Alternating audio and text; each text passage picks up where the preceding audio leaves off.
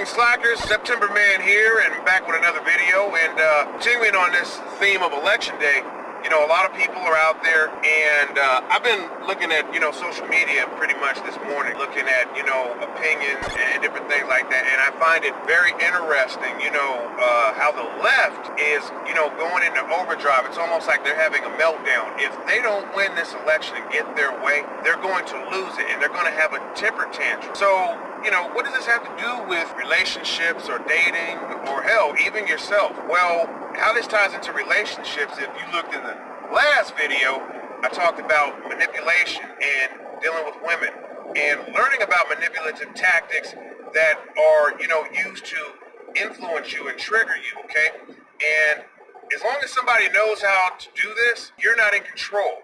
They are. Like the quote says, he who angers you controls you, or she who angers you controls you too. But the reason why I'm talking about this is because it's important to know what those triggers are so you don't become a victim and overreact. There's been too many people out here who are hotheads. They get themselves into trouble overreacting. You want to be balanced. You want to exercise logic and reason over emotion. Emotion has its place. It's not that it's a bad thing. It's just that you don't want to let it get out of control and consume you. Now, back to this whole election day business. When it comes to influence, right now, going to relationships, right now we live in some particularly polarizing times. What it's doing is it's really showing one way or the other where people stand. And that should be important. That should be a good thing, because it's a little tough and challenging to maintain a relationship with someone that you have opposing values on. There's some bridges that you cannot build. It's a chasm there. You're not going to cross. I'm not going to cross. And so it's important to know where you stand and know your boundary, so that way you don't get out of bounds. And at the same time, you can figure out where someone is. How I've learned this information over the years is pretty much you can somewhat predict people based on their inclination and their orientation. And this goes back to, what is their personal politics? What is their position? Where do they stand on things? You can kind of figure out, okay, if someone is compatible in the long run, because why would you want to be in a relationship with someone that it's going to be a constant struggle?